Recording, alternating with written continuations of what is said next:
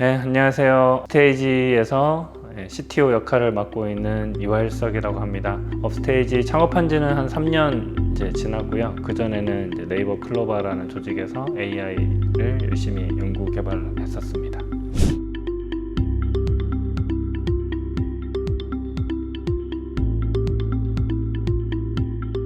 네, 오픈AI 대부 행사는 그 오픈AI에서 이제 창업 후에 처음으로 열었던 행사고요. 이제 다른 뭐 애플에서 하는, 구글에서 하는 개발자 행사처럼 이제 새로운 제품 그리고 기술에 대해서 이제 처음으로 발표하는 자리이고, 그리고 이제 별도의 세션들이 또 나뉘어서 기술적으로 깊은 얘기를 공유를 해주기도 하고, 아니면 뭐 비즈니스적인 인사이트 이런 걸 나눠주는 세션들이 또 따로 있기도 합니다. 그래서 전반적으로 약간 축제에 해당되는 분위기고, 이제 새로운 소식들이 뭐가 있을까 이런 거에 좀 궁금해하는 분들이 많이 모였던 자리였던 것 같습니다.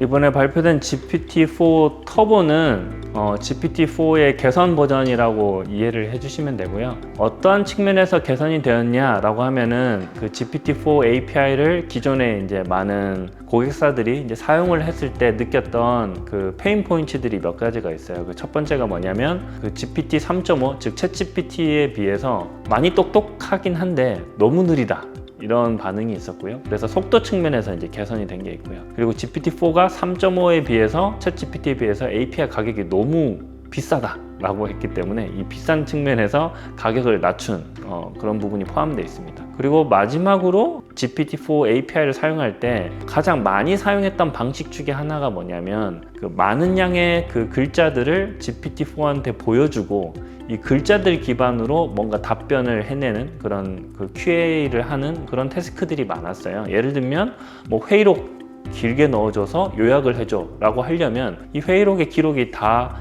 GPT-4가 이해할 수 있어야 되잖아요. 그래서 이 입력으로 넣어줄 수 있는 텍스트의 길이가 굉장히 중요했는데, 이 길이가 기존에는 GPT-4 같은 경우에는 한 뭐 페이지 100페이지 정도 그 분량까지 한 번에 넣어줄 수 있다 했다면, 이번에 GPT-4 터보에는 속도도 빨라지고 금액도 낮춰졌지만 한 번에 넣어줄 수 있는 그 문서량이 한 300페이지 정도까지 이제 크게 늘어난 상황입니다. 그럼 이렇게 되면 웬만한 책들은 다 한 번에 넣어줄 수 있기 때문에 이 책 기반으로 여러 QA를 할 수 있겠죠. 예를 들면 뭐 약관이라던가 계약서라던가 이런 것도 조금 긴 문서라고 하더라도 이제 한 번에 넣어주고 이제 사용자가 원하는 그런 뭐 질문에 대한 답을 이제 해낼 수도 있고, 아니면 뭐 요약, 번역 같은 그런 태스크를 요청을 할 수도 있습니다. 그래서 그런 부분들이 GPT-4 터보의 가장 큰 차별점이라고 말씀드릴 수 있을 것 같아요.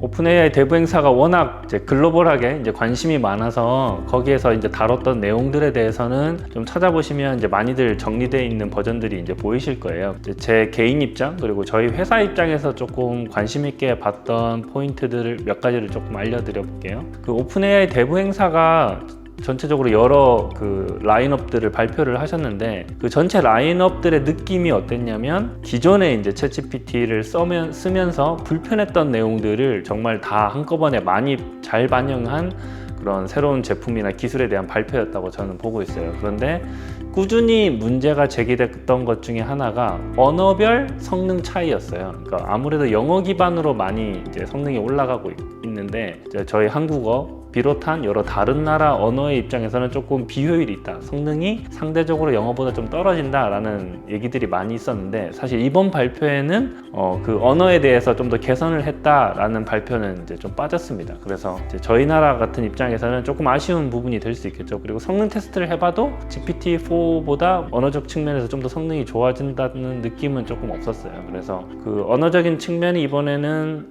조금 빠져 있었다라는 게 뭐 저희가 보는 하나 특이점인 것 같고요. 그런 것들이 어떻게 보면 한국어에 집중하는 그런 회사들 입장에서는 여전히 기회가 있을 수 있고요. 그리고 물론 오픈AI 입장에서도 챗 GPT가 나올 때는 오픈AI 천하였지만 지금은 이제 뭐 구글도 열심히 하고 있고, 그다음에 뭐 엔트로픽이나 뭐 코이얼 같은 여러 스타트업들도 잘 하고 있기 때문에 좀 경쟁이 좀 심화된 건 있죠. 이제 그런 측면에서는 영어에 있어서 주도권을 갖는 게 너무 중요하기 때문에 다른 나라 언어까지 커버하면서 가고 있으려나 이런 좀 궁금증이 아직 남아 있는 것 같아요. 그래서 그 부분을 저희는 조금 유심히 봤고요. 그다음에 두 번째로 저희가 또 관심 있게 봤던 거는 그 커스텀 모델에 해당되는 겁니다. 그게 뭐냐면 원래 오픈 AI에서 이제 GPT 3.5를 가지고 고객의 데이터를 주면은 이제 파인 튜닝을 해주는 그런 파인 튜닝 API를 원래 공개를 하고 있었는데, 이번에 발표된 커스텀 모델이라는 그런 프로그램은 오픈 AI 인력이 직접 파인 튜닝을 해주겠다, 고객 데이터를 가지고 파인 튜닝을 해주겠다라는 그런 발표가 있었습니다. 그래서 그 발표는 사실 뭐 여러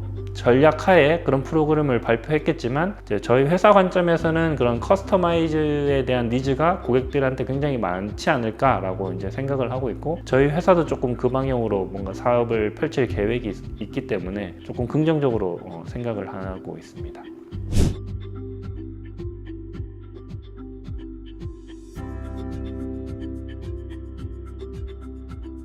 당연히 이제 오픈AI 기술력은 엄청 뛰어나다고 보고 있고요. 근데 이번 뭐 샘 알트만 CEO의 여러 사건들을 통해서 저희가 생각하고 있는 것 중에 하나는, 사실 기술력이 뛰어난 것도 중요하지만은 이제 그 기술력이 뛰어나다라는 것을 이루기 위해서 무엇이 필요하냐, AI 시대에서 무엇이 필요하냐, 특히 이제 LLM 개발 측면에서 무엇이 필요하다라고 하면은 크게 세 가지인 것 같아요. 첫 번째는 인력들, 좋은 인력들이 있어야 되죠. 그리고 두 번째는 장비, 그 GPU 장비가 워낙 많이 들기 때문에 이제 인프라를 어떻게든 충분히 잘 갖추고 있는 영화가 있고요.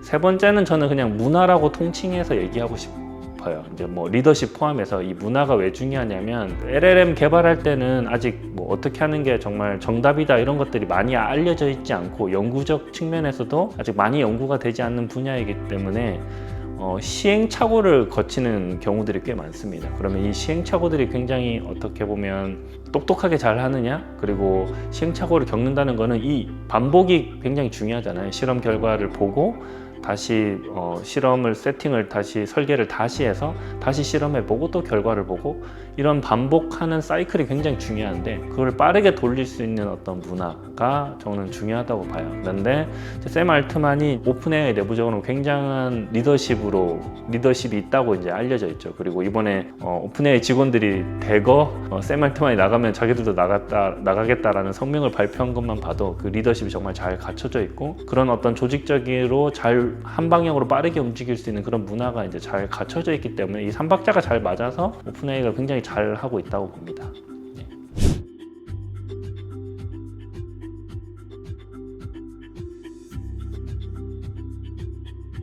네, 저희 업스테이지는 AI 기술을 내재화해서 그 기술에 대한 차별점으로 고객들에게 보다 좋은 이제 제품이나 서비스를 드리려고 노력을 하고 있는 AI B2B 이제 회사입니다. LLM 전에는 저희가 OCR이라고 이미지에서 글자를 이해하는 기술을 하고 있었고요. 그 다음에 익숙하신 추천 검색 기술을 하고 있었는데, 이 LLM 시대에 발맞춰서 추천 검색 기술은 이제 제품화는 하지 않고 제품화 쪽은 이제 LLM으로 저희가 피보팅을 했고요. 그래서 현재로는 제품 측면에서는 이제 OCR과 이제 LLM 기술을 내재화를 해서 고객들이 원하시는 그런 기술 그리고 제품을 이제 납품을 하는 그런 플레이를 저희가 현재 하고 있습니다. 그래서 이제 LLM을 이제 하다 보니까 장비도 많이 필요하고 인력들도 필요하고, 그리고 여러 문화 같은 것도 잘 세팅이 돼야 되는 것 같아요. 근데 저희는 이미 이전부터 AI 기술을 내재화해서 쭉 달려왔기 때문에 조금 빠르게 LLM으로 피버팅 할 수 있었던 것 같고요. 그 증거로 저희가 사실 6월 달부터 시작을 했거든요. 그래서 6월부터 시작했는데, 이제 뉴스 보셨던 분들도 계시겠지만 저희가 글로벌 LLM 리더보드에서 이제 1등을 한 적이 있습니다. 그 결과가 사실